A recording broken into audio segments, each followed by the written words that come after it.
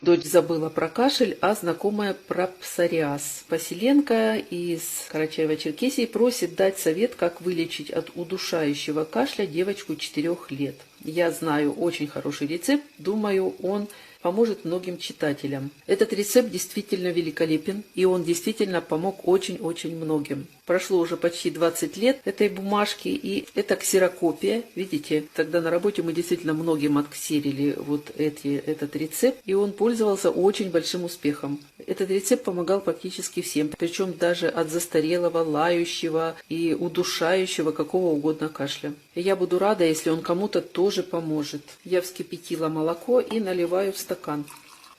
И по написанному следую. Итак, вскипятить 1 стакан молока и сразу же в горячее молоко добавить и размешать в такой последовательности. Это важно, в какой последовательности добавлять продукты.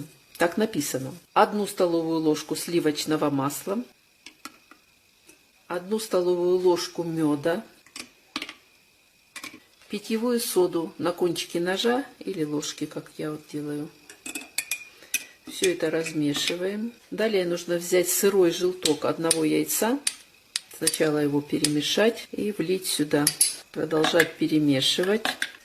И последний ингредиент — это йод 5%. Его нужно взять 2-3 капли.